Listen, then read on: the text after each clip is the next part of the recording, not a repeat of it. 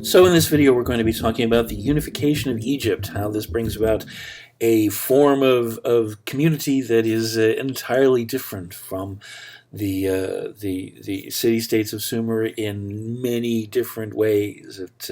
It's almost as if ancient history devised itself to provide competing archetypes for how civilization is formed.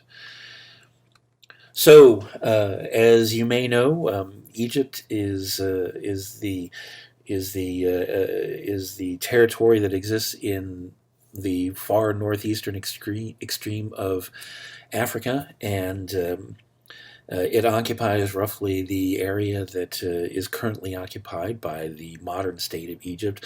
The difference, however, is the modern state of Egypt is a nation state in the modern sense. That is to say that it is understood as a specific block of territory that that goes outward to the carefully defined borders and stops. This is how we in the modern world think about countries. The Egyptians, however, as everywhere else in the ancient world, do not think in terms of boundaries, in terms of borderlines. What makes Egypt a kind of ancient nation state is that instead of being focused around individual city-states that each have their own identity and purpose and independence, Egypt is unified together very early in its history, and consists essentially of a single nation, a nation that consists of a people, not of a block of land. The land and territory that goes along with the nation of Egypt is something that radiates outward from the Nile. And we'll talk more about this momentarily.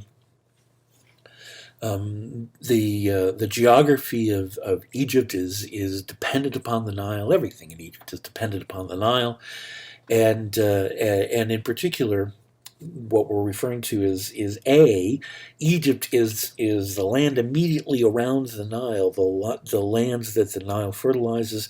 Everything beyond that is desert in the literal sense. Desert means place that is deserted, place that is not occupied by fixed populations.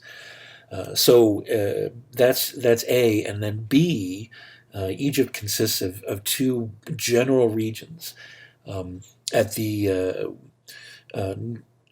southern end, nearer the sources and in higher land, is what's referred to as Upper Egypt. It's Upper Egypt because it's higher up and it's up toward the sources of the Nile. As the Nile flows downward, it flows down from Upper Egypt into Lower Egypt and then out into the Mediterranean at the Nile Delta. And so at the furthest end of the Nile, where it flows out into the Mediterranean, that's Lower Egypt. And so some people are confused by this because Upper Egypt is at the bottom of the map. The ancients are not troubled by this. They don't look at maps the way that we do. Upper Egypt is named because it is the upper reaches of the Nile. The Nile flows down from Upper Egypt into Lower Egypt.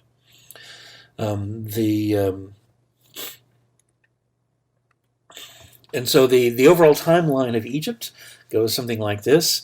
Egypt is unified around 3000 BCE, so 5,000 years ago.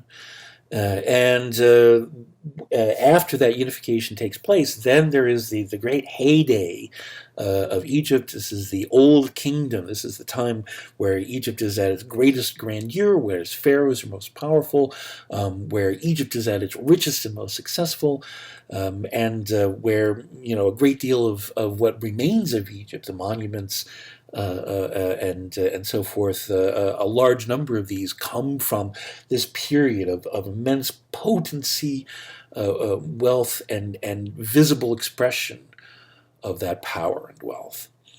The The old kingdom, breaks down after what might seem like a relatively short period of only 500 years, and there is an intermediate period, and then there is a resurgence around 2000 BCE, which lasts for another couple of centuries only.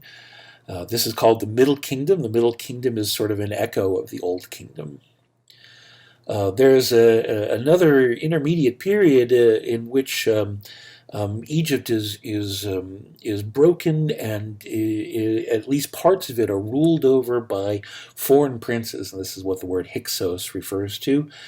And this is a period of great humiliation for the Egyptians, and there is a monumental effort to reunite Egypt and to recover its lost glory. And this is the New Kingdom that arises at the very climax of the Bronze Age. And the New Kingdom attempts to recover the power of Egypt. It actually increases Egypt's extent as an empire in aggressively expanding southward into Nubia and Kush and northeast into Canaan and Syria. But the world is dramatically different in the days of the New Kingdom compared to the Old Kingdom, and the New Kingdom is in many ways remarkably different from the period of good old days of the greatness that it's trying to emulate. So we'll talk about that as we go forward. The entire Bronze Age collapses in what the Egyptians refer to as the period of calamities. This takes place around 1100 or so, and after this, Egypt is relatively unimportant in the scheme of things. All of Egypt's greatness as a power lies during the Bronze Age. Egypt remains important as a source of agricultural wealth. The fertility of Egypt and its bounty in grain and other things remains valuable, and it's fought over by all sorts of other people. But Egypt never again becomes a power on the world stage, and so there are a number of various iterations of who's ruling over Egypt, how united it is, and so forth. A key turning point comes when the Persians conquer Egypt around 500 BCE. Alexander the Great then conquers the Persians.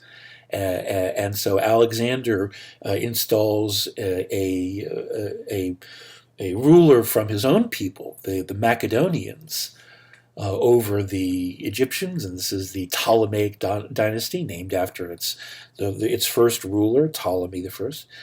And so the Ptolemies, who are foreigners, who are outsiders of Macedonian origin, become the pharaohs that rule over Egypt for a considerable period of time, including one of the most famous of the so-called Egyptians, Cleopatra, who, of course, was the last of the pharaohs, but not Egyptian, but rather a foreign ruler, part of the Ptolemaic dynasty. And then, Cleopatra, is the last of the Ptolemies. She makes way for the Romans under Caesar and Antony, and ultimately the Emperor Augustus. And from that point, Egypt becomes a province of the Roman Empire, and actually the special possession of the Roman Emperor. So the point is, when we're talking about Egyptian history, all of it that really matters belongs in the Bronze Age. From ancient times, Egypt has been referred to as the gift of the Nile, and no truer statement has ever been made. And so one of the things you want to ask yourself, what does this statement mean? Why is Egypt referred to as the gift of the Nile? And the key is the fact that the Nile floods every year And that flooding provides a new layer of highly fertile silt that covers the lands that surrounds the Nile in both directions for a considerable extent. And this land, once the floods recede, is immensely arable, is immensely fertile, and so as a result, agriculture in Egypt is a snap. Think about this in comparison to Sumer, where the fundamentals of agriculture, including getting water to the soil, it causes immense hardship. It generates wars over over territory, over water. The technology of irrigation has to be constantly developed and advanced. Scratching a living out of the land is extremely arduous in places like Sumer, in comparison to the Nile, where the Nile gives you everything that you need. The Egypt essentially hands you prosperity on a plate, and this has a profound effect on everything about Egyptian culture, Egyptian society, Egyptian economy. This is one of the factors that allows Egypt to be united so easily, is that there is no rivalry, no warfare over resources, because the plenty is there and provided to everyone. Interaction up and down the Nile is simple and straightforward.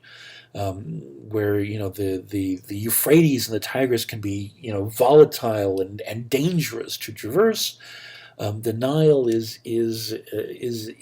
simple and easy and calm, and so the movement of goods, cargoes, and people is just as simple as farming the land. And this helps to foster a sense of collected shared identity up and down the Nile of the people that live there, all the more so after the Upper and Lower Egypt have been united, and this in turn helps to foster the iron-fisted rule of the pharaoh.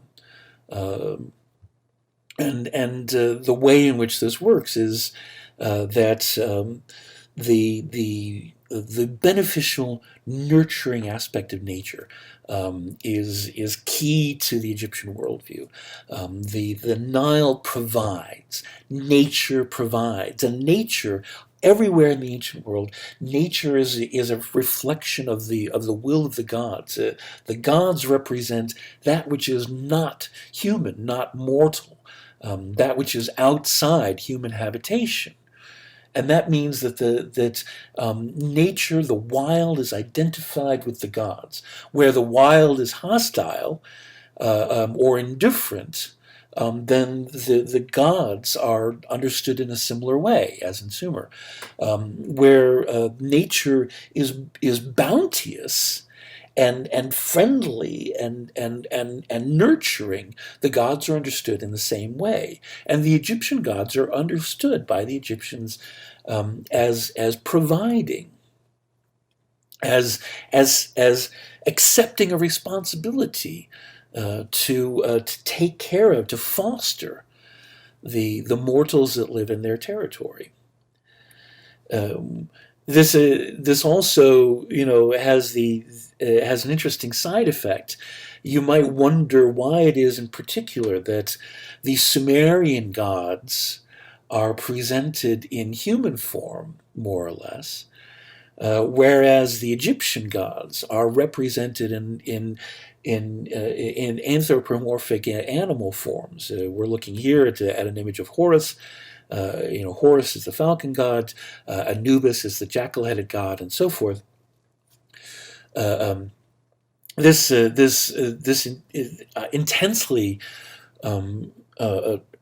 underlines the connection between the divine and the natural world, and also emphasizes the separation between what is nature and what is human.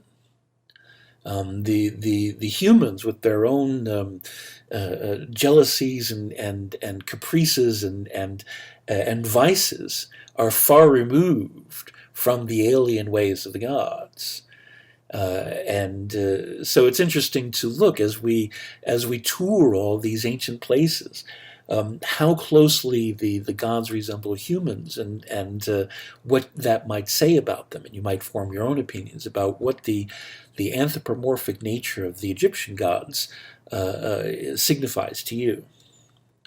So the result of this is that the Egyptians and the Sumerians have radically different views of how the world works. The relationship between the human and the natural world is dramatically different. The relationship between the human and the divine is strikingly different. And the function of the ruler as an intermediary is diametrically opposed. In Egypt, the pharaoh is an agent of the gods. In Sumer, the king is the agent of the community, of the mortal society.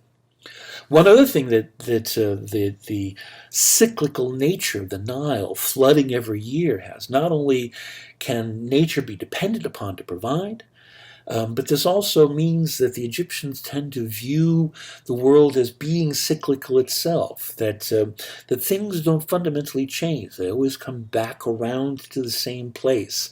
And so they have faith in a universality that,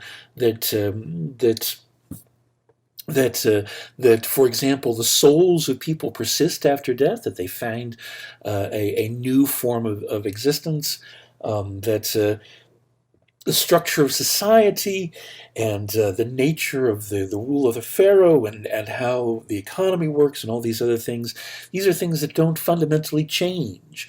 The Egyptians believe in permanence as reflected in the permanent cyclical providing of the Nile, and so this means that their attitude toward death is remarkably different. The Sumerians look at death as the end to to what is possible to accomplish.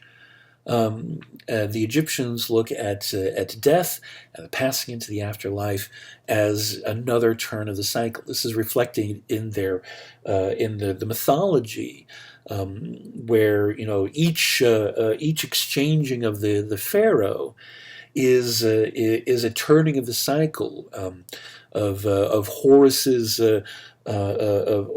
cyclical interaction with Osiris.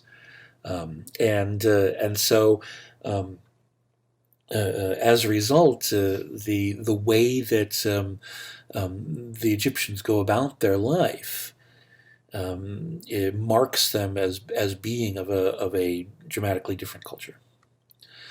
The unification of Egypt takes place itself, sometime before 3000 BCE. There's a name associated with it. That name is Narmer, and what this does is, so this creates a single entity of Egypt that binds together Upper Egypt and Lower Egypt under a single pharaoh, a single ruler. But the heritage and roots of Upper Egypt still persist beyond that. There's still a flavor of Upper Egypt and Lower Egypt that is part of the background that carries forward from this day, and this includes one of the results of this is that there are two different centers of Egyptian culture, two different centers of Egyptian religion, two different dwelling places of the priests and operations of government, one at Memphis and one at Thebes.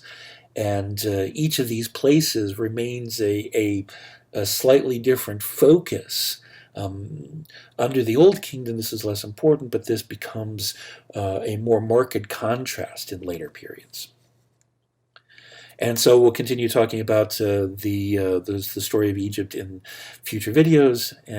For now, that's that.